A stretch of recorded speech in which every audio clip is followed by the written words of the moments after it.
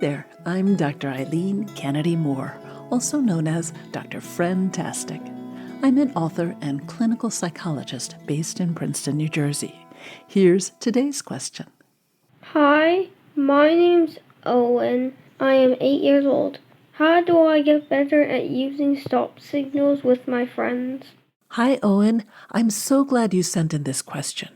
You may have noticed that in pretty much every episode, I encourage kids to imagine how the other person is feeling.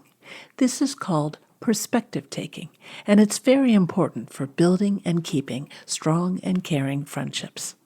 But here's the problem. We're never going to be perfect about imagining someone else's perspective because we're not them. That's why good communication is so important in friendships. Stop signals are a great example of that. Now, there are two sides of stop signals, receiving them and sending them. Receiving stop signals means paying attention and responding when our friends tell us to stop doing something. If we ignore a stop signal, that's like telling a friend, I don't care how you feel or what you want. I'm just going to do what I want, even if you don't like it. Yikes. How do you think that message would make a friend feel? Not so good. So, step one for receiving stop signals is to recognize how important they are. Step two is to notice stop signals when they happen.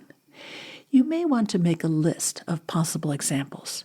This includes statements like, stop it, cut it out, or you're being annoying. But sometimes stop signals don't involve words. You might see a friend roll their eyes, frown and cross their arms to show they're annoyed, or make an exasperated sound like, Nonverbal stop signals can be harder to notice than verbal ones, but they're still very important. Step three is when you see or hear a stop signal, you need to stop.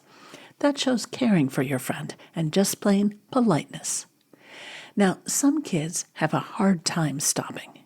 If that's you, you could try doing something to block the annoying action. Maybe try sitting on your hands, or crossing your legs, or closing your mouth and pretending your tongue is stuck to the roof of your mouth, like this. You could also say, okay, I'll stop now. That tells your friend that you've heard the stop signal and you're working on it. It also gives you a couple of extra seconds to rein things in. Okay, so what about sending stop signals? The key here is to be clear and direct, but never mean. Start with the word I to explain what you're thinking or feeling, then ask for what you want them to do. So you could say, I don't like it when you call me that. Please use my real name. Or, I want to do some of the artwork on our project. How about if we split the coloring so I do one side and you do the other? Notice that there's no name calling or accusing someone of being bad or mean or dumb. A stop signal isn't about putting someone down. It's about explaining what you want and why. It's also important to think about when to send a stop signal. You don't want to be constantly correcting your friends. Being on the lookout for every little thing a friend does wrong isn't kind. So if your friend just did a minor thing you didn't like, you may want to just let it go and move on. But if your friend has done something you don't like more than once and it's bothering you a lot, definitely give a clear stop signal. Otherwise, you might get madder and madder until your resentment builds up enough to end the friendship.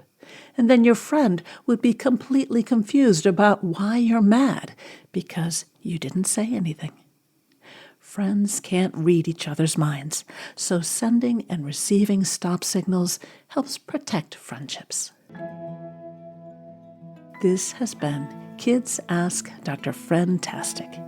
If you have a question about making and keeping friends that you'd like me to answer, go to drfriendtastic.com. That's drfriendtastic.com and click on the podcast tab to see how to submit your question. You can learn even more about friendship through my funny and practical books for kids, Growing Friendships, a kid's guide to making and keeping friends, and Growing Feelings, a kid's guide to dealing with emotions about friends and other kids. They're available through your library or wherever you buy books.